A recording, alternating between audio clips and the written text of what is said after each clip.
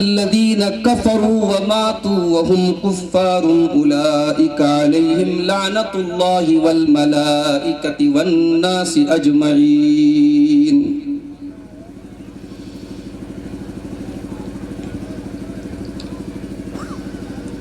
ہم محب صحابہ جو ٹھہرے جان و دل ان پہ وارے ہوئے ہیں، ان کی عظمت کا کیا ہے ٹھکانہ، جو نبی کے سوارے ہوئے ہیں، ان کی عظمت کا کیا ہے ٹھکانہ، جو نبی کے سوارے ہوئے ہیں۔ ہم محب صحابہ جو ٹھہرے جان و دل ان پہ وارے ہوئے ہیں، عمر بھر کی عبادت کے بدلے سن کے صدیق بولے عمر سے، عمر بھر کی عبادت کے بدلے سن کے صدیق بولے عمر سے، کیسے دے دوں عمر میں وہ لمحے غار میں جو گزارے ہوئے ہیں، کیسے دے دوں عمر میں وہ لمحے غار میں جو گزارے ہوئے ہیں۔ رات مانگا نبی نے عمر کو، صبح کرنے لگے عرض آ کر، رات مانگا نبی نے عمر کو، صبح کرنے لگے عرض آ کر، اپنے قدموں میں آقا بٹھا لو، آج سے ہم تمہارے ہوئے ہیں، اپنے قدموں میں آقا بٹھا لو، آج سے ہم تمہارے ہوئے ہیں۔ اپنے آقا کی چاہت میں عثمان مال و زر سب لٹا کر یہ بولے، اپنے آقا کی چاہت میں عثمان مال و زر سب لٹا کر یہ بولے، راہ حب محمد میں لوگوں کب کسی کو خسارے ہوئے ہیں، راہ حب محمد میں لوگوں کب کسی کو خسارے ہوئے ہیں۔ مجھ کو لوگوں وہ محبوب ہوگا، کل جو مرحب کو جو مات دے گا، مجھ کو لوگوں وہ محبوب ہوگا، کل کو مرحب کو جو مات دے گا، کل جو دیکھا تو تلوار حیدر اس کے سر میں اتارے ہوئے ہیں، کل جو دیکھا تو تلوار حیدر اس کے سر میں اتارے ہوئے ہیں۔ پیارے آقا کی آنکھوں کے تارے آپ کے دونوں پیارے نواسے، پیارے آقا کی آنکھوں کے تارے آپ کے دونوں پیارے نواسے، گلشن دین کو خون دے کر وہ جہاں میں نکھارے ہوئے ہیں، گلشن دین کو خون دے کر وہ جہاں میں نکھارے ہوئے ہیں۔ چاہتے ہو اگر نیک نامی تو صحابہ کی کر لو غلامی، چاہتے ہو اگر نیک نامی تو صحابہ کی کر لو غلامی، جن کے رستے پہ چل کر ہمیشہ اپنے وارے نیارے ہوئے ہیں، ہم محب صحابہ جو ٹھہرے جان و دل ان پہ وارے ہوئے ہیں۔ میرے بھائیوں، ایک لفظ آپ سنتے ہوں گے، لعنت سنتے ہوں گے آپ۔ حدیث میں اللہ کے نبی صلی اللہ علیہ وسلم نے بہت سارے کاموں کے تعلق سے فرمایا کہ فلاں کے اوپر اللہ کی لعنت ہو۔ تو دو چیزیں ہیں، ایک چیز تو یہ ہے کہ لعنت کہتے کس کو ہے، اور پھر ایک سوال یہ ہے کہ کیا ہم کسی کے اوپر لعنت کر سکتے ہیں، اور پھر تیسرا سوال یہ ہے کہ وہ کون سے اعمال ہیں، وہ کون سی ایکٹیویٹیز ہیں، وہ کون سے گناہ ہیں جن کے کرنے والے پر اللہ تعالیٰ نے اور اس کے رسول نے لعنت کی۔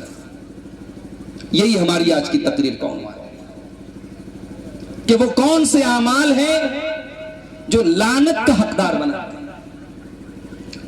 سب سے پہلے لعنت کا مطلب سمجھیے کہ لعنت کس کو کہتے ہیں۔ جب ہم یہ کہتے ہیں کہ اللہ کی اس کے اوپر لعنت ہو تو یہ ہم ایک بد دعا کرتے ہیں، اور ہم بد دعا کیا کرتے ہیں کہ اللہ تبارک و تعالی اس انسان کو اپنی رحمت سے دور کر دے۔ ابعاد اللہ ان رحمتہ، اللہ اپنی رحمت سے اس کو دور کر دے، اس کو عربی میں لعنت بولتے ہیں۔ اور جب اللہ تعالیٰ کسی پر لعنت کرتا ہے تو وہ دور کر دیتا ہے۔ لعنت یہ رحمت کا اپوزٹ ہے، رحمت کا الٹا ہے۔ جس پر رحمت کرتا ہے اللہ تعالیٰ اس کے ساتھ کرم کرتا ہے، مہربانی کرتا ہے، اور جس کے اوپر لعنت کرتا ہے اللہ اسے ناراض ہوتا ہے۔ اس کائنات میں سب سے پہلا اگر کوئی ملعون انسان ہے، سب سے پہلا کوئی ملعون شخص ہے تو وہ ابلیس ہے۔ سب سے پہلا ملعون شخص اگر کوئی ہے تو ابلیس ہے۔ جب اللہ تعالیٰ نے حضرت آدم کو پیدا کیا اور سارے فرشتوں کو حکم دیا کہ تم آدم کو سجدہ کرو، اور فرشتوں کے ساتھ ابلیس باوجود اس کے کہ وہ جن تھا فرشتوں کے ساتھ رہتا تھا اور اس حکم میں وہ شامل تھا، تو ابلیس کو بھی اللہ نے حکم دیا کہ تم بھی سجدہ کرو، تو ابلیس نے سجدہ نہیں کیا۔ اللہ نے فرمایا قال یا ابلیس ما منعک ان تسجد لما خلقت بیدی استکبرت ام کنت من العالین۔ اے ابلیس، تو کیوں نہیں کر رہا ہے آدم کو سجدہ؟ جب میرا حکم ہے کہ تو آدم کو سجدہ کر جس کو میں نے اپنے ہاتھوں سے پیدا کیا ہے، تو کیوں نہیں کر رہا ہے؟ کیا تو گھمنڈی ہے؟ کیا تو تکبر کر رہا ہے؟ اپنے آپ کو بہت بڑا سمجھ رہا ہے؟ کیوں نہیں کر رہا ہے؟ قال انا خیر منہ خلقتنی من نار وخلقتہ من طین۔ ابلیس نے کہا کہ اے اللہ، میں آدم کو سجدہ نہیں کر سکتا۔ کیوں؟ I am better than him، میں اس سے بہتر ہوں۔ اے اللہ، تو نے مجھے آگ سے بنایا ہے اور آدم کو مٹی سے بنایا ہے۔ آگ سے پیدا ہونے والی چیز مٹی سے پیدا ہونے والی چیز کو سجدہ کرے، یہ نہیں ہو سکتا۔ پتہ یہ چلا کہ اللہ کا حکم آ جانے کے بعد قیاس کرنا، نص کے مقابلے میں قیاس کرنا، اللہ کی شریعت کے مقابلے میں اپنی منطق لگانا، اپنی لاجک لگانا، یہ کام دنیا میں سب سے پہلے ابلیس نے کیا تھا۔ جہاں اللہ کا حکم آ جائے وہاں لاجک نہیں کام کرتا۔ جاڑے کا موسم ہے، ہم اور آپ موزہ پہنتے ہیں، چاہے وہ کپڑے کا کاٹن کا موزہ ہو چاہے وہ چمڑے کا ہو۔ اللہ کے نبی صلی اللہ علیہ وسلم دونوں پر مسح ثابت ہے، جوربین پر بھی ثابت ہے، خفین پر بھی ثابت ہے۔ چمڑے کا موزہ پہنے ہو تب بھی اور کپڑے کا موزہ پہنے ہو تب بھی۔ اگر اپنے گھر میں ہیں، مقیم ہیں، تو 24 گھنٹہ تک آپ اس پر مسح کر سکتے ہیں، اور سفر میں ہیں تو 3 دن اور 3 رات آپ کر سکتے ہیں۔ جب ہم مسح کرتے ہیں موزے کے اوپر تو اوپر کرتے ہیں۔ حضرت علی کہتے ہیں کہ لو کان الدین بالرأی، اگر دین کی بنیاد لاجک پر ہوتی، دین اگر لاجک کے حساب سے چلتا، دین رائے کے حساب سے چلتا، دین ہمارے اور آپ کے اوپینین کے حساب سے چلتا، تو مسح جو ہے وہ موزے کے اوپر نہیں ہونا چاہیے تھا، نیچے ہونا چاہیے۔ بھئی ہم جب موزہ پہن کر کے چلتے ہیں، آپ نے غور کیا ہوگا ایک دن پہننے کے بعد موزے کا جو نچلا حصہ ہوتا ہے گندا ہو جاتا ہے، تو جہاں گندگی لگی ہے وہاں پہ مسح ہونا چاہیے تھا. لاجک کا تقاضا یہ ہے. مگر اسلام کے حکم کے آ جانے کے بعد, اللہ اور اس کے رسول کے حکم کے آ جانے کے بعد لاجک نہیں چلتی. ہاں, جہاں حکم آ گیا وہاں لاجک آپ تلاش کیجئے. مثال کے طور پہ نماز پڑھنے کا اللہ نے حکم دیا ہے. اب نماز پڑھنے سے اگر کوئی جسمانی فائدہ ہو رہا ہے, کوئی مینٹل فائدہ ہو رہا ہے, کوئی سائیکولوجیکل فائدہ ہو رہا ہے, آپ تلاش کرتے رہیے فائدہ. جب حکم ثابت ہو جائے تب حکمت تلاش کیجئے. کسی منطق کی وجہ سے اللہ کے حکم کو ٹھکرایا نہیں جا سکتا. یہ ابلیس کا طریقہ ہے. ابلیس نے کہا میں سجدہ نہیں کروں گا, میں تو بہتر ہوں آدم سے. اے اللہ تو نے مجھے آگ سے بنایا, آدم کو مٹی سے بنایا, میں کیوں آدم کے آگے سجدہ کروں؟ قال فاخرج منها فإنك رجيم وإن عليك لعنتي إلى يوم الدين. اللہ نے کہا اے مردود نکل جا تو ہماری بارگاہ سے, نکل جا ہماری رحمت سے. تو مردود ہے, تو رجیم ہے, اور قیامت تک اب تیرے اوپر میری لعنت برستی رہے. اللہ نے قیامت تک کے لیے ملعون قرار دے دیا ابلیس کو. یہی وجہ ہے کہ شیطان کا جب نام آتا ہے تو ہم شیطان اونلی شیطان نہیں بولتے, ہم شیطان ملعون بولتے ہیں, شیطان رجیم بولتے ہیں. شیطان کے نام کا ایک پارٹ ہو گیا کہ شیطان اللہ کے بارگاہ سے دھتکارا گیا ہے, اللہ کی لعنت کا حقدار بنا ہے. تو دنیا کا سب سے پہلا ملعون ابلیس. اب ایک بات اور یاد رکھیے, لعنت جو ہوتی ہے وہ کسی گناہ کرنے والے کو کامن طور پر جنرلی کر سکتے ہیں آپ, لیکن اسپیشل کسی کو نشانہ بنا کر کہ تیرے اوپر اللہ کی لعنت ہو, یہ اس کی اجازت نہیں. مثال کے طور پر کوئی نماز نہیں پڑھ رہا ہے, اب ظاہر ہے کہ نماز نہ پڑھنا بہت بڑا گناہ ہے. کوئی شراب پی رہا ہے, شراب پینا بہت بڑا گناہ ہے. کوئی سود کھا رہا ہے, سود اور پیاز کھانا بہت بڑا گناہ ہے. لیکن آپ اسپیسیفک کسی کو نشانہ بنا کے تیرے اوپر اللہ کی لعنت ہو, تو شراب پیتا ہے, اس کی اجازت نہیں.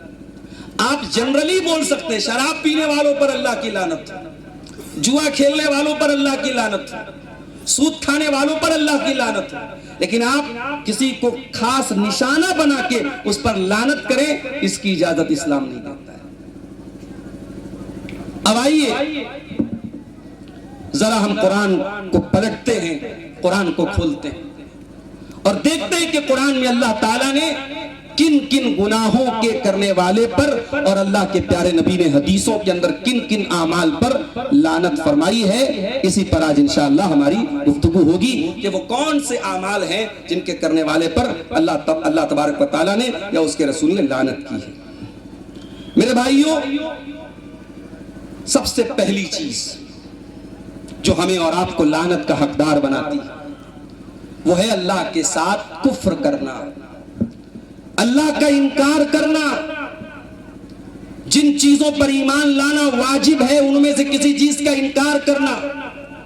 اللہ کے اوپر ایمان لانا ضروری ہے, اللہ کے فرشتوں پر ایمان لانا ضروری ہے, اللہ کی کتابوں پر ایمان لانا ضروری ہے, اللہ کے رسولوں پر ایمان لانا ضروری ہے, قیامت کے دن پر ایمان لانا ضروری ہے, تقدیر پر ایمان لانا ضروری ہے. یہ ایمان کے 6 پلرز ہیں, یہ ایمان کے 6 ارکان ہیں. اس میں سے کسی کا بھی انکار کرنے والا کفر کا مرتکب ہوتا ہے, اور کفر کرنے والے کے اوپر اللہ تعالیٰ نے لعنت کی. جو آیت میں نے آپ کے سامنے پڑھی تھی سورہ بقرہ کی, اللہ نے فرمایا ان الذين كفروا وماتوا وهم كفار اولئك عليهم لعنة الله والملائكة والناس اجمعين. جو لوگ کفر کی حالت میں چلے گئے, جن کو ایمان کی توفیق نہ ملی, ان کے اوپر اللہ کی لعنت ہو, فرشتوں کی لعنت ہو, ساری انسانیت کی لعنت ہو. انسان اپنے کریٹر کو نہ پہچانے, انسان اللہ کی دھرتی پر رہے, اللہ کی آکسیجن میں سانس لے, اللہ کی دی ہوئی روزی کھائے اور اللہ تبارک و تعالیٰ کو نہ مانے, اپنے کریٹر کو نہ پہچانے. اسلام کہتا ہے اس سے بڑا کوئی پاپ نہیں, اس سے بڑا کوئی گناہ نہیں. یہ سب سے بڑا گناہ ہے کہ انسان اپنے کریٹر کو نہ پہچانے, اپنی سرشٹی کرنے والے, اپنے پیدا کرنے والے, اپنا نرمان کرنے والے, اپنے خالق, اپنے مولا, اپنے مالک کو نہ پہچانے. اسی کو شریعت میں کفر کہا گیا ہے. تو یہ وہ گناہ ہے جو انسان کو لعنت کا حقدار بناتا ہے. اللہ تعالیٰ کی کرپا، اللہ کی رحمت، اللہ کی دیا اس سے دور ہو جاتی ہے. اللہ ناراض ہوتا ہے، اللہ کا غصہ، اللہ کا غضب ایسے انسان پر نازل ہوتا ہے. اور آگے بڑھیں. اسلام کا ایک کانسیپٹ ہے کہ اللہ ایک ہے، عبادت کے لائق صرف ایک معبود ہے. اور یہ اسلام ہی کا کانسیپٹ نہیں ہے، تمام ادیان میں یہی کانسیپٹ ہے. یہ الگ بات ہے کہ وقت اور حالات کے ساتھ لوگوں نے اپنے اپنے مذاہب میں تبدیلی کر دی، ورنہ سارے مذہب اور سارے ریلیجنز میں اگر آپ ان کی اوریجنل جو آتھینٹک سورسز اگر آپ ان کو پڑھیں تو سارے مذاہب میں توحید موجود ہے، ایکیشور واد موجود ہے، ایک اللہ کی اور ایک معبود کی عبادت کا حکم دیا گیا ہے. اس کو اسلام میں توحید کہا گیا ہے. اور اسی کا اپوزٹ ہے شرک. اللہ ایک اللہ کی عبادت کرنا، ایک اللہ کے آگے ہاتھ پھیلانا، ایک اللہ سے مدد مانگنا، اسی کو بگڑی بنانے والا، اسی کو نفع نقصان کا مالک سمجھنا، اسی کا نام توحید ہے. اور اس کا اپوزٹ شرک ہے. شرک کرنے والے پر بھی اللہ کی لعنت برستی ہے. اللہ تبارک و تعالی شرک کرنے والے پر بھی اپنی لعنت کرتا ہے. اللہ کے پیارے نبی صلی اللہ علیہ وسلم نے اپنی وفات کے پہلے، اپنے انتقال سے پہلے، دنیا سے جانے سے پہلے، جب آپ بیمار تھے، اپنی بیماری کے دنوں میں آپ نے بد دعا کی تھی. آپ نے کہا تھا لعن اللہ الیہود والنصارى اتخذوا قبور انبیائہم مساجد. اللہ کی لعنت ہو یہود و نصارہ کے اوپر، انہوں نے اپنے نبیوں کی قبروں کو سجدہ کرنے کی جگہ بنا لیا. یعنی اسلام میں کسی کی قبر پر بھی سجدہ کرنے کی اجازت نہیں.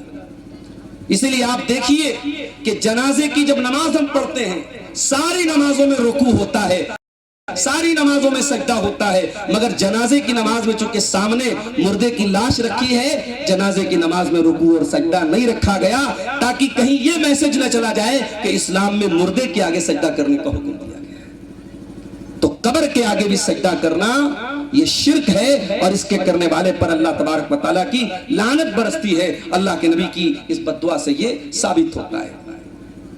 اسی طریقے سے اللہ کے نبی اللہ سے دعا کرتے ہیں اللہم لا تجعل قبری وثنا یعبد. اے اللہ تو میری قبر کو بت نہ بننے دینا، میری قبر کو کوئی اپاسنا استھل نہ بننے دینا، کوئی عبادت کی جگہ نہ بننے دینا کہ میری قبر کے پاس آ کر کے لوگ میری عبادت کریں.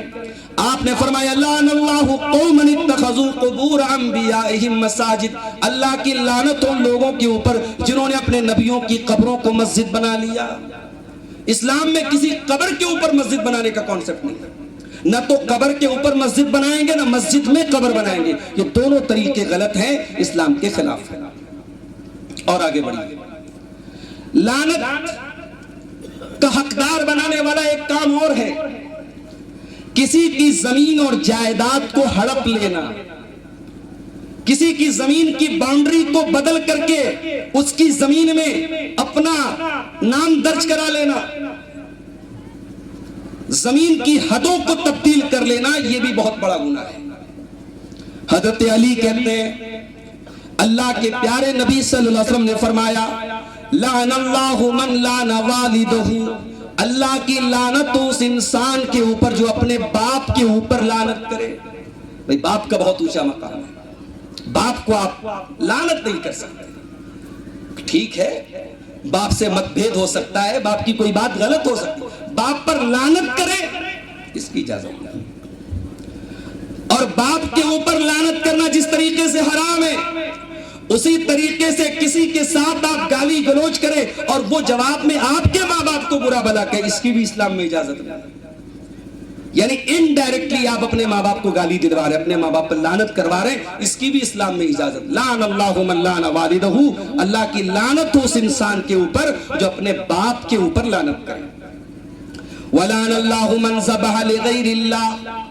اور اللہ کی لعنت اس انسان کے اوپر جو اللہ کے سوا کسی اور کے نام سے جانور ذبح کرے.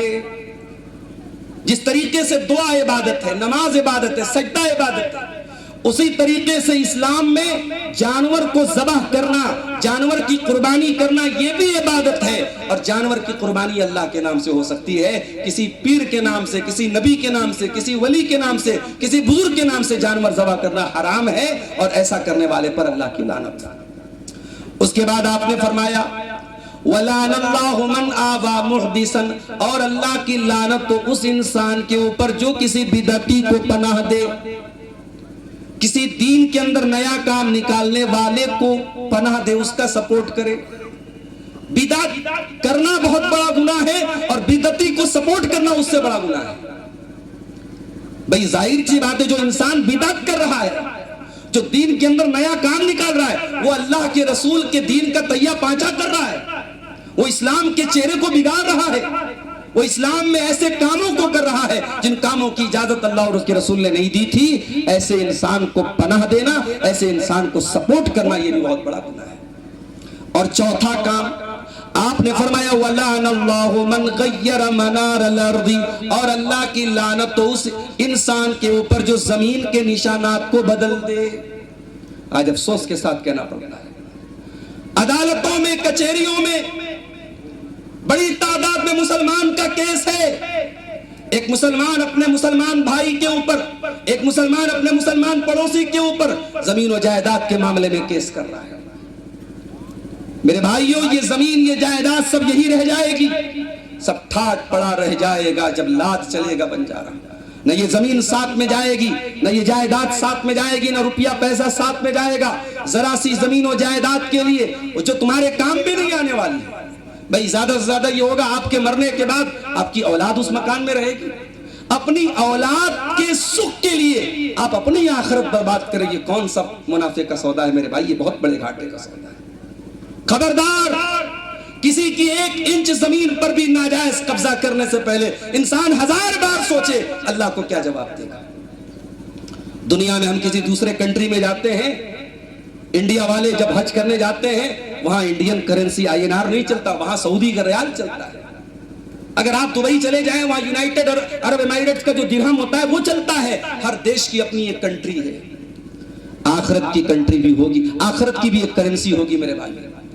آخرت میں پیسے کے بدلے پیسہ، زمین کے بدلے زمین، جائیداد کے بدلے جائیداد نہیں دینا پڑے گا. وہاں آپ کو زمین کے بدلے، جائیداد کے بدلے، مال کے بدلے اپنی نیکیوں سے ہاتھ دھونا پڑے گا. آخرت کی کرنسی آپ کی نیکی ہوں گی، آپ کے گناہ ہوں گے. اگر آپ نے دنیا میں کسی کی زمین و جائیداد کو ناجائز طریقے سے لیا ہے، آپ کو اپنی نمازیں، اپنے صدقہ خیرات، اپنے حج اور عمرے، اپنی تمام عبادتوں سے ہاتھ دھونا پڑے گا. یہ بہت بڑے گھاٹے کا سودا ہے میرے پیارے ساتھیوں. اللہ کے نبی لعنت فرما رہے ہیں وَلَعَنَ اللَّهُ مَنْ غَيَّرَ مَنَارَ الْأَرْضِ، اللہ کی لعنت اس انسان کے اوپر جو زمین کے نشانات کو مٹاتا ہے. اور آگے بڑھیے، سود کھانے کھلانے والے کے اوپر بھی اللہ کی لعنت ہوتی ہے. اللہ کے پیارے نبی فرماتے ہیں، صحیح مسلم کی روایت ہے، لعن اللہ آکل الربا وموکلہ وکاتبہ وشاہدیہ. اللہ کے رسول فرماتے ہیں کہ سود کھانے والا، ابھی جمعہ کے بعد ایک صاحب نے سوال کیا تھا، بڑا اچھا سوال تھا، مجھے یاد آ گئی بات کہ اسلام میں گروی رکھنے کا کیا حکم ہے. مثال کے طور پر مجھے آپ سے قرضہ چاہیے، میں آپ کے پاس آیا، میں نے کہا بھائی صاحب مجھے آپ 50,000 روپے قرضہ دے دیجیے. آپ نے کہا نہیں صاحب میں آپ کو قرضہ تب تک نہیں دوں گا جب تک آپ گارنٹی کے طور پر کوئی چیز نہ دیں. تو میں نے گارنٹی کے طور پہ آپ کو اپنا موبائل دے دیا، اور آپ نے اس گارنٹی کو قبول کیا، اور آپ نے مجھے 50,000 روپیہ دے دیا. بات سمجھ میں آئی؟ اس ٹرانزیکشن کو اسلام میں رہن کہتے ہیں. اور جو انسان اپنا سامان گروی رکھتا ہے اس کو راہن بولتے ہیں، اور جس کے پاس سامان رکھوایا جاتا ہے اس کو مرتہن بولتے ہیں. سوال پوچھا گیا تھا جمعہ کے بعد کہ کیا گروی رکھنا صحیح ہے؟ صحیح ہے، مگر اس میں ایک کنڈیشن ہے. کنڈیشن کیا ہے کہ جس سامان کو میں نے گروی رکھوایا ہے وہ سامان اپنے مالک کا ہی مانا جائے گا، جس کے پاس رکھوایا گیا ہے وہ مالک نہیں.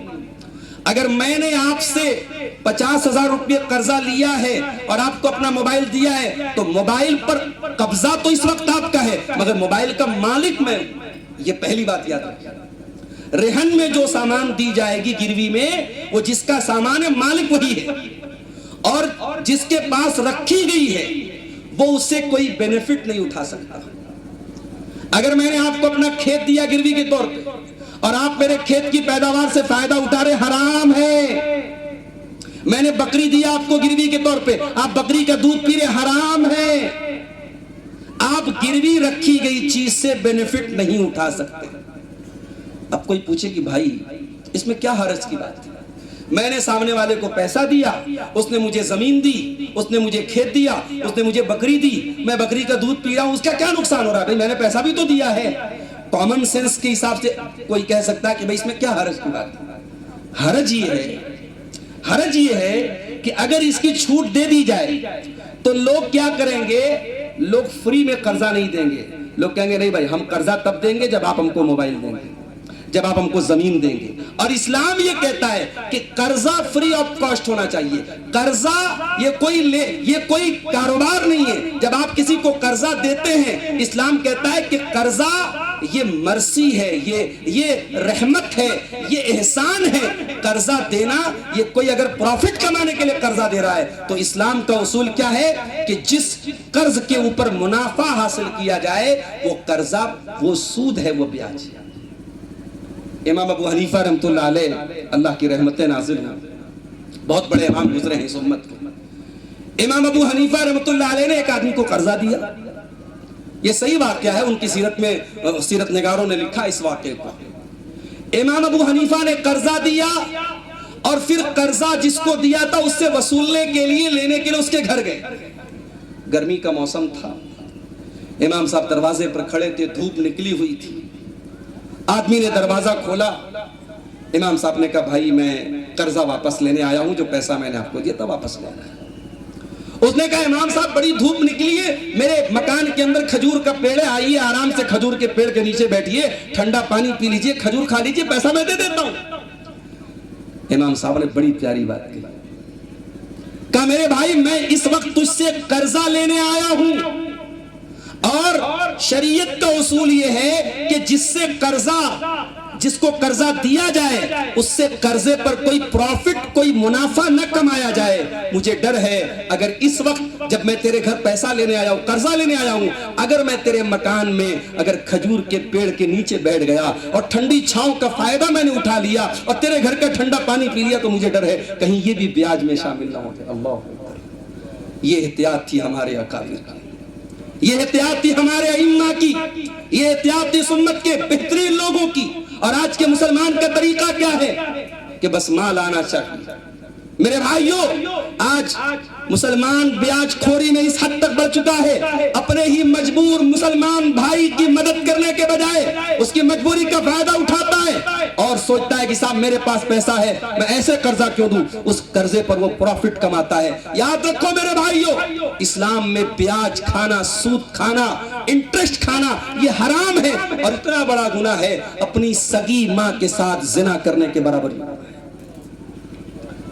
اللہ کے نبی فرماتے سود کھانے والے پر اللہ کی لعنت ہو، سود کھلانے والے پر اللہ کی لعنت ہو، سود کی گواہی دینے والے پر اللہ کی لعنت ہو، اور سود لکھنے والے پر بھی اللہ کی لعنت ہو۔ اور آپ نے فرمایا کہ سب برابر ہیں، کھانے والا بھی برابر، کھلانے والا بھی برابر، لکھنے والا بھی برابر۔ ابھی کسی کا واٹس ایپ پر ایک سوال آیا تھا بنگلور سے کہ مولانا ایک کمپنی میں مجھے جاب مل رہی ہے، اور جس کمپنی میں جاب مل رہی ہے اس کمپنی میں الکوہل کا کام ہوتا ہے۔ وہ کمپنی جائز چیزوں کا بھی کام کرتی ہے لیکن الکوہل کا بھی کام کرتی ہے، اس کمپنی کا پروڈکٹ الکوہل بھی ہے، تو کیا میں اس میں کام کر سکتا ہوں؟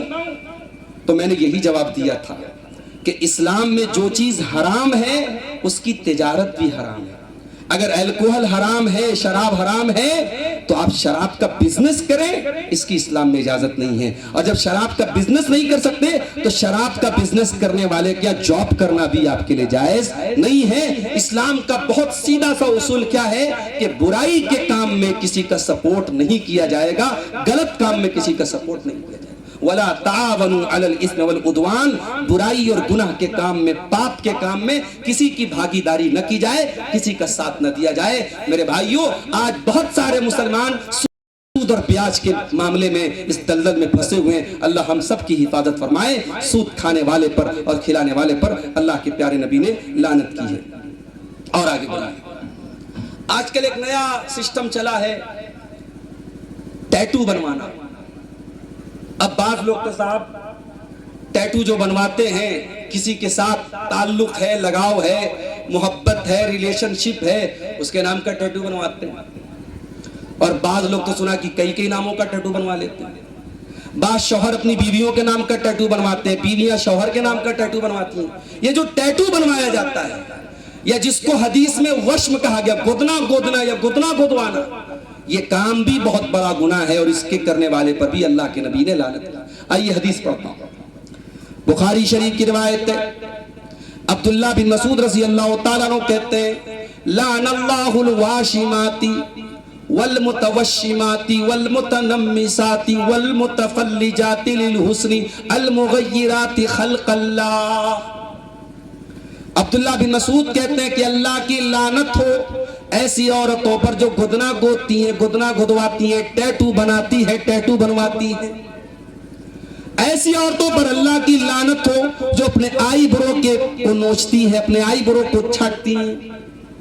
اگر کسی عورت کی آنکھوں کی جو بھو ہے وہ یعنی نارمل سے بہت زیادہ ہے, یعنی بالکل الگ لگ رہی ہے, اس کے جو ایک نسوانی حسن ہوتا ہے اس کے خلاف ہے, یا کسی عورت کو چہرے پر اننیسیسری بال نکلا ہے تو اس کو ٹھیک ہے بھائی, وہ اس کو ریموو کروا سکتی ہے. لیکن خوبصورتی کے نام پہ, میک اپ کے نام پہ اچھی خاصی آئی برو کو جو ہے کاٹ دینا یا نوچ لینا یا اس کو سیٹ کرانا, یا اسی طریقے سے عرب میں اس زمانے کا ایک فیشن تھا دانتوں کے بیچ میں گیپنگ کرواتی تھی, اچھے بھلے دانتوں کے بیچ میں گیپنگ کروا لیتی تھی. اللہ کے نبی نے کہا ان سارے کاموں پر اللہ کی لعنت. جو عورتیں اللہ کی تخلیق کو بدلتی ہیں, اللہ کے کریشن کو بدلتی ہیں, عورت ہو کر مرد بننے کی کوشش کرتی ہیں, یا جو مرد عورتوں کا حلیہ اپناتے ہیں. بات پہنچ رہی کہ نہیں آپ تک؟ جو مرد عورتوں کا حلیہ اپناتے ہیں, اب ذرا مجمع میں دیکھ لو کہ کون مرد ہے جو عورتوں کا حلیہ اپناتے ہیں. اللہ تعالیٰ نے مردوں کو الگ بنایا ہے, عورتوں کو الگ بنایا ہے. تو جو مرد عورتوں کا حلیہ بنائے اور جو عورتیں مردوں کا حلیہ بنائے ان کے اوپر اللہ کی لعنت. جب آپ نے اتنا بیان کیا عبداللہ بن مسعود نے, تو ایک عورت آئی, اس کا نام تھا ام یعقوب. اس عورت نے پڑھی لکھی عورت تھی, جانکار عورت تھی, اور میں جو بات ابھی بتانے جاؤں گا بہت اہم بات ہے, اس کو ذرا توجہ سے سننا. ام یعقوب نام کی عورت عبداللہ بن مسعود کے پاس آتی ہے اور کہتی ہے کہ اے عبداللہ, مجھے پتہ لگا ہے کہ آپ ایسی ایسی عورتوں پر لعنت کر رہے ہیں. آپ نے فرمایا کہ میں کیوں نہ لعنت کروں, جس عورت کے اوپر اللہ کے رسول نے لعنت کی ہے ومن ہوا فی کتاب اللہ, اور جس کا ذکر اللہ کی کتاب میں بھی موجود ہے. اب وہ عورت کیا کہتی ہے, ام یعقوب کہتی ہے اے عبداللہ بن مسعود, قرأت ما بین الدفتین, میں نے دونوں دفتیوں کے بیچ میں پورا قرآن الحمدللہ رب العالمین سے لے کر من الجنۃ والناس تک پورا قرآن میں نے پڑھا ہے. میں نے پورے قرآن میں کہیں ایسی عورتوں کے بارے میں نہیں پڑھا, اور آپ کہہ رہے ہیں کہ قرآن میں ایسی عورتوں پر اللہ کی لعنت کی گئی ہے. آپ کہاں سے کہہ رہے ہیں؟ پتہ یہ چلا کہ اس زمانے کی مسلمان عورتیں قرآن کی حافظہ ہوتی تھی, قرآن کی عالمہ ہوتی تھی, پڑھی لکھی. آج افسوس کرتے ہیں آپ کہ آپ کی مسلمان عورتیں بے حیا ہو رہی ہیں, آج کی مسلمان عورتیں بے پردہ ہو رہی ہیں, آج کی مسلمان عورتیں مرتد ہو رہی ہیں, آج کی مسلمان عورتیں غیروں کے ساتھ فرار ہو رہی ہیں. میرے بھائیوں, جب آپ نے اپنی لڑکیوں کو قرآن نہیں پڑھایا, نبی کی سنتیں نہیں پڑھائی, ایمان کیا ہے نہیں بتایا, کفر کیا ہے نہیں بتایا, آپ کی بچیوں نے قرآن کو پڑھا بھی تو رٹو تو پڑھ لیا, نہ قرآن کا معنی پتا ہے نہ قرآن کا مطلب پتا ہے. اگر ایسی عورتوں کے قدم بہک رہے ہیں تو کون سی حیرت کی بات ہے. نبی کے دور کی عورت کو دیکھو, کتنا بڑا دعویٰ ہے. صحابی رسول سے کہہ رہے اے عبداللہ بن مسعود, میں نے پورا قرآن پڑھا ہے, مجھے پورے قرآن میں کہیں ایسی عورتوں کا ذکر نہیں ملا کہ ایسی عورتوں پر اللہ تعالیٰ نے لعنت کی. عبداللہ بن مسعود نے کہا اے ام یعقوب, اگر تو نے قرآن پڑھا ہے تو تو نے قرآن کے اندر یہ آیت بھی پڑھی ہوگی وَمَا آتَاكُمُ الرَّسُولُ فَخُذُوهُ وَمَا نَهَاكُمْ عَنْهُ فَانْتَهُوا. میرا رسول تمہیں جو دے دے لے لو، اور میرا رسول تمہیں جس چیز سے منع کر دے رک جاؤ۔ اے خاتون، جب قرآن میں اللہ کہہ رہا ہے رسول جو دے دے لے لو، رسول جس سے منع کر دے رک جاؤ، اور اللہ کے پیارے نبی نے ایسی عورتوں پر لعنت کی ہے، اس لیے میں ایسی عورتوں پر لعنت کر رہا ہوں۔ اب وہ عورت کہتی ہے اے عبداللہ بن مسعود، مجھے پتا چلا ہے کہ آپ کے گھر کی کچھ عورتیں بھی یہ کام کرتی ہیں، جن کاموں کا نام لے کر کے آپ نے لعنت کی ہے، یہ کام آپ کے گھر میں بھی ہوتا، آپ کی مسز کرتی ہیں، آپ کی بیگم کرتی ہیں۔ آپ نے کہا جاؤ میرے گھر میں جا کے دیکھو۔ عورت گھر کے اندر گئی اور واپس آ کے کہتی ہے میں معذرت چاہتی ہوں، آئی ایم سوری، مجھ سے غلطی ہوئی، آپ کے گھر کی کوئی عورت ایسا کام نہیں کرتی۔ پتہ یہ بھی چلا کہ صحابہ کرام گفتار کے نہیں کردار کے غازی ہوتے تھے۔ اگر وہ عوام کے سامنے کوئی بات کہتے تھے تو وہ بھی اور ان کی فیملی اس پر عمل کرتی تھی۔ یہ اتنی بڑی بات، اتنا بڑا دعویٰ کہ عبداللہ بن مسعود نے اس عورت کو چھوٹ دی، جاؤ دیکھ کے آؤ، اگر میرے گھر میں کوئی عورت ایسا کام کرتی تو وہ میرے گھر میں نہیں رہ سکتی تھی۔ تو میرے بھائیوں، ایسی عورتوں پر جو میک اپ کے نام پر، جو خوبصورتی کے نام پر اللہ اور اس کے رسول کی نافرمانی کریں، ان کے اوپر بھی اللہ تبارک و تعالیٰ کی لعنت برستی ہے۔ اور آگے بڑھیے، صحابہ کرام کو برا بھلا کہنے والا، صحابہ کرام پر کیچڑ اچھالنے والا، اس انسان کے اوپر بھی اللہ کی لعنت برستی ہے۔ اللہ کے نبی فرماتے ہیں، طبرانی کی صحیح روایت المعجم الکبیر کی، من سبا صحابی فعلیہ لعنت اللہ والملائکۃ والناس اجمعین، جو میرے صحابہ کو گالی دیتا ہے، جو میرے صحابہ کو برا بھلا کہتا ہے، اس کے اوپر اللہ کی لعنت ہو۔ صحابہ کرام کو برا بھلا کہنے والا، اس کے اوپر اللہ کی لعنت، فرشتوں کی لعنت اور تمام لوگوں کی لعنت۔ میرے بھائیوں، آج افسوس کے ساتھ کہنا پڑتا ہے، ہمارے کچھ نوجوان انجینئر علی مرزا سے بڑے متاثر ہیں۔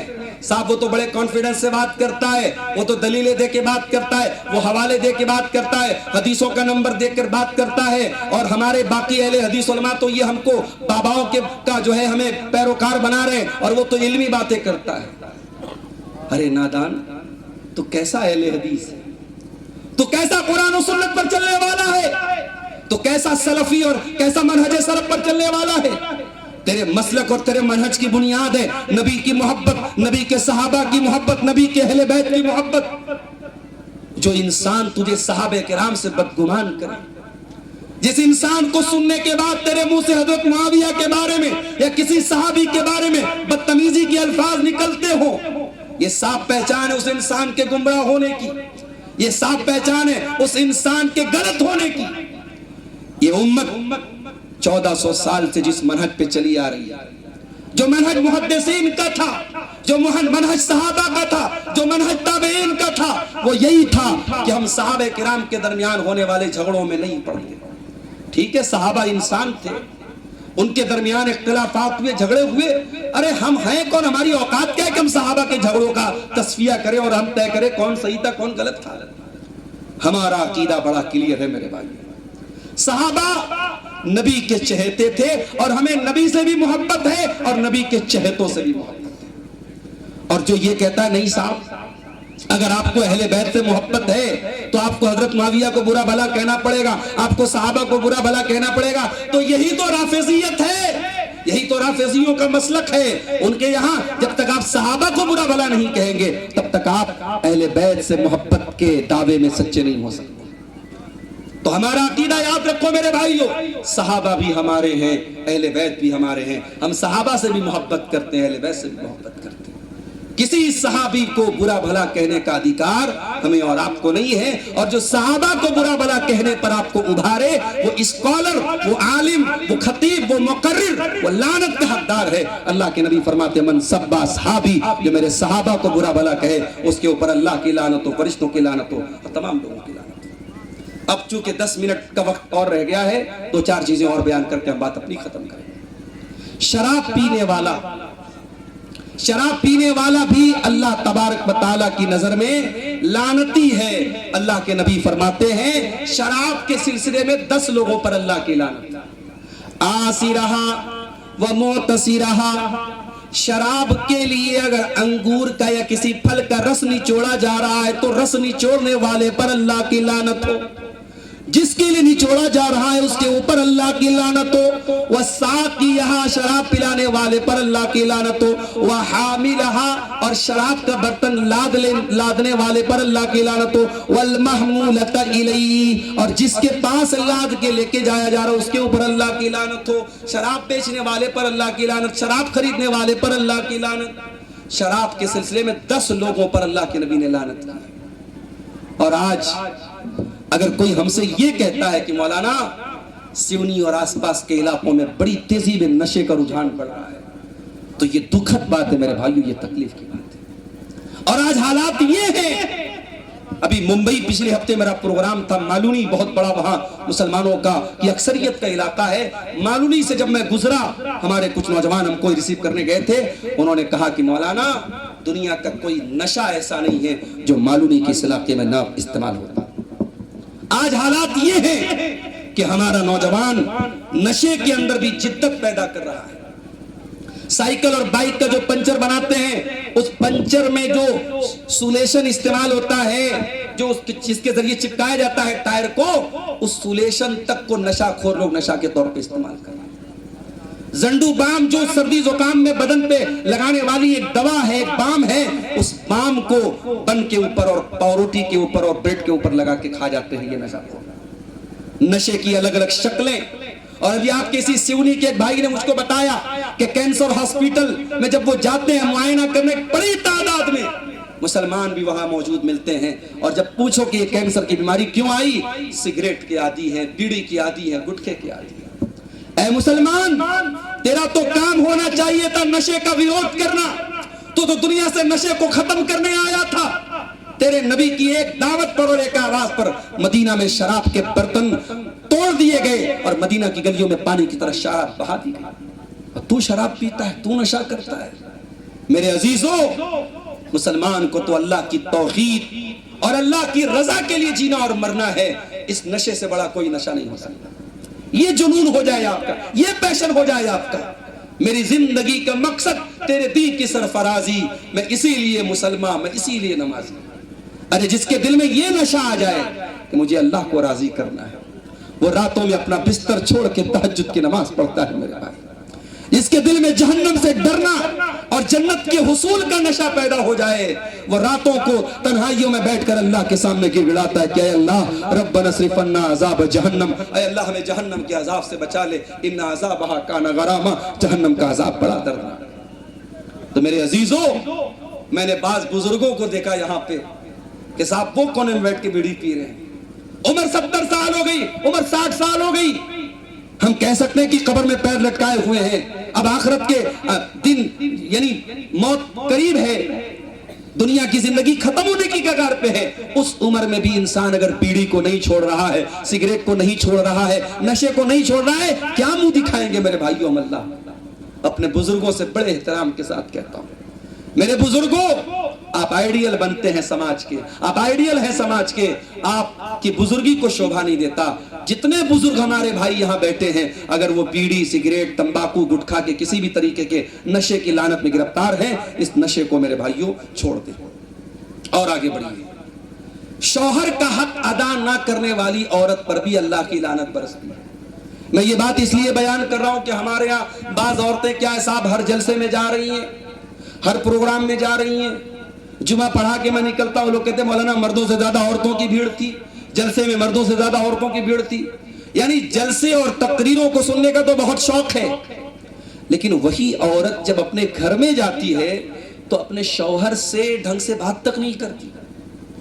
یعنی شوہر کی خدمت کرنا تو بہت دور کی بات ہے، شوہر کی اطاعت کرنا تو بہت دور کی بات ہے، جو میاں بیوی کا ایک پرائیویٹ رشتہ ہے، اللہ تعالیٰ نے میاں بیوی کے درمیان جو اٹریکشن رکھا ہے، وہ عورت جو شادی میں جانے کے لیے آدھا گھنٹہ بیٹھ کر کے میک اپ کرتی ہے، کبھی شوہر کے لیے ڈھنگ کے کپڑے تک نہیں پہنتی، کبھی شوہر کے لیے اپنے آپ کو سجاتی نہیں، سنوارتی نہیں۔ میری پیاری ماں اور بہنوں، یہ آپ اپنے شوہروں کا حق کی ناقدری کر رہی ہیں اور اپنے آپ کو لعنت کا حقدار بنا رہی ہیں۔ اللہ کے پیارے نبی فرماتے ہیں، صحیح بخاری اور صحیح مسلم کی روایت ہے، اذا دعا الرجل امراته الى فراشه، اگر بیوی کو شوہر بستر پر بلائے، فابت، اور بغیر کسی مجبوری کے بیوی انکار کرے اور اسی حال میں شوہر رات گزارے، تو اللہ کے نبی فرماتے ہیں لعنت الملائکۃ حتی تصبح، رات بھر فرشتے اس عورت پر اللہ کی فرشتے لعنت کرتے رہتے ہیں۔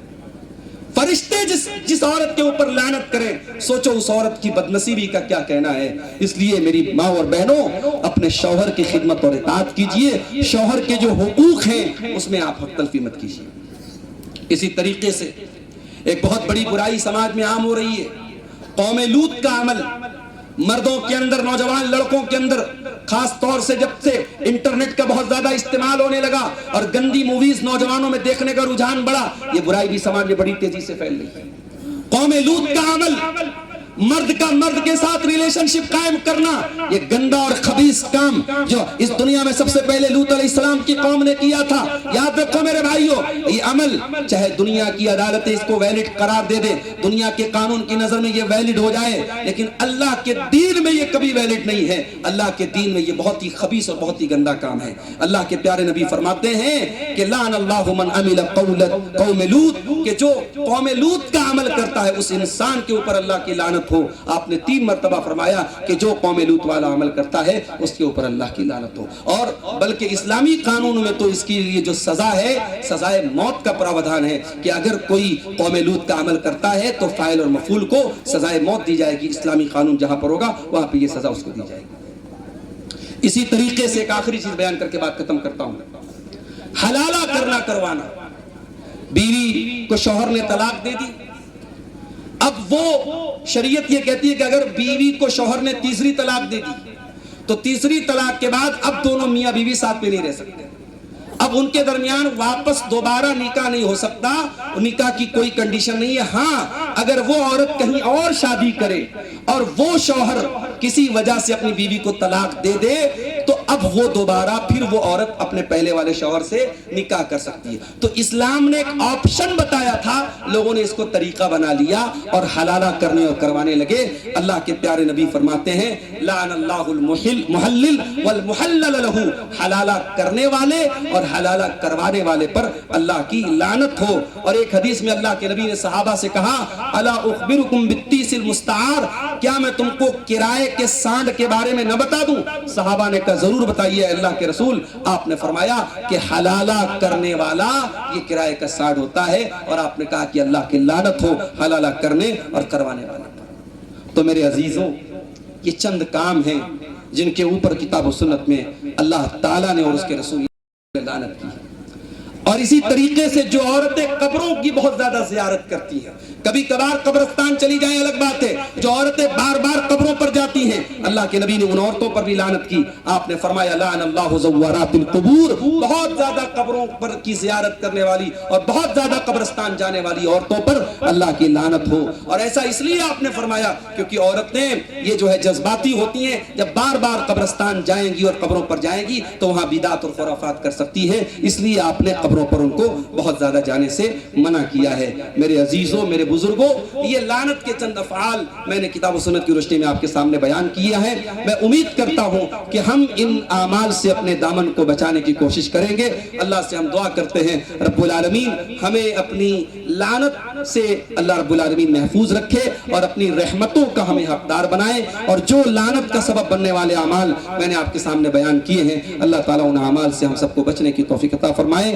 آخر میں اللہ کا شکر ادا کرنے کے بعد میں آج کے اس پروگرام کے تمام آرگنائزرز کا اور بالخصوص جو ہمارے یہاں کے نوجوان ساتھی ہیں، چاہے وہ کانی واڑہ کے ہمارے احباب ہوں یا سیونی کے ہمارے احباب ہوں یا ہمارے پاس جو بیتول کے ہمارے ساتھی ہم کو یہاں لے کے آئے ہیں، میں ان تمام بھائیوں کا شکریہ ادا کرتا ہوں، اور اپنے عزیز شاگرد اور اپنے عزیز دوست شیخ ذبیح الرحمن نوری صاحب کا بھی شکریہ ادا کرتا ہوں، اور دعا کرتا ہوں اللہ تعالیٰ اس پروگرام کو اس ادارے کے حق میں، اس علاقے کے حق میں، ہم سب کے حق میں مفید بنائے۔ اللہ تعالیٰ ہمیں کہنے سننے سے زیادہ عمل کی توفیق عطا فرمائے، آمین۔ وآخر دعوانا ان الحمدللہ رب العالمین۔